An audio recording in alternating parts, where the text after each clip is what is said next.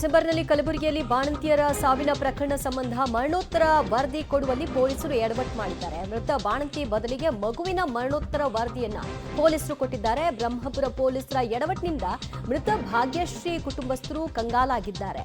ಅವ್ರು ಕೇಳಿರೋದು ಬಾಣಂತಿಯ ಸಾವು ಹೇಗಾಯ್ತು ಅನ್ನೋದ್ರ ಬಗ್ಗೆ ರಿಪೋರ್ಟ್ ಕೊಡಿ ಅಂತ.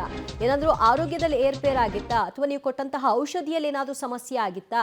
ಬಾಣಂತಿಯರ ನಿರಂತರ ಸಾವಿನಿಂದ ಕಂಗಾಲಾಗಿರುವಂತಹ ಜನ ಈಗ ಜಿಲ್ಲಾಸ್ಪತ್ರೆಗಳಿಗೆ ಹೋಗ್ಬೇಕಾ ಬೇಡವಾ ಅನ್ನುವಂತಹ ಚಿಂತೆಯಲ್ಲಿದ್ದಾರೆ. ಇದರ ಮಧ್ಯೆ ಆಸ್ಪತ್ರೆಯಲ್ಲಿ ಏನಾಯ್ತು ಅನ್ನೋದ್ರ ಬಗ್ಗೆ ವರದಿ ಕೊಡೋದರಲ್ಲಿ ಪೊಲೀಸರು ಕೂಡ ಎಡವಟ್ಟನ್ನ ಮಾಡ್ತಾ ಇದ್ದಾರೆ.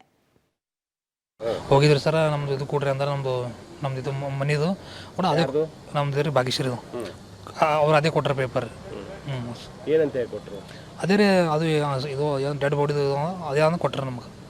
ಹಾಂ ರೀ, ಬೇರೆಯವ್ರಿಗೆ ಕೊಟ್ಟಿದ್ರೆ ಗೊತ್ತಾಗಿ ಏನು ಕೊಟ್ಟಿಲ್ಲ ರೀ ಸರ್. ಮತ್ತು ಕೇಳಿದ್ರಿ ಮತ್ತೆ ಆಮೇಲೆ ಏನು ಕೇಳಿರಿ ಅವ್ರು ಅಂದರು ಇದ್ರ ಮೇಲೆ ಆತ ಹೋರಿ ಅಂದರು. ಯಾರು ಹೇಳಿದ್ದು ಸರ್? ಹೋಗಿದ್ರಿ ಸರ್, ನಮ್ದು ಇದು ಕೊಡ್ರಿ ಅಂದ್ರೆ ಭಾಗ್ಯಶ್ರೀ ಅಂತ ಪೇಷಂಟ್ ಅಫ್ಜಲ್ಪುರ್ ಹಾಸ್ಪಿಟ್ಲಿಗೆ ಅಡ್ಮಿಟ್ ಆಗಿದ್ರು. ಅಡ್ಮಿಟ್ ಆಗಿ ಶಿ ವಾಸ್ ಆಲ್ ನಾರ್ಮಲ್.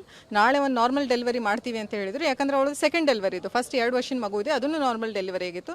ಆಮೇಲೆ ಏನು ಇನ್ವೆಸ್ಟಿಗೇಷನ್ ಮಾಡಿಸ್ತಾರೆ, ಬ್ಲಡ್ ರಿಪೋರ್ಟ್ ಅದೆಲ್ಲ ನಾರ್ಮಲ್ ಬಂದಿತ್ತಂತೆ. ಸೊ ನೆಕ್ಸ್ಟ್ ಡೇ ನಾವು ಡೆಲಿವರಿ ಮಾಡ್ತೀವಿ, ನೀವು ಅಡ್ಮಿಟ್ ಆಗಿ ಅಂತ ಹೇಳಿದ ತಕ್ಷಣ ಅವ್ರು ಅಡ್ಮಿಟ್ ಮಾಡಿದರು.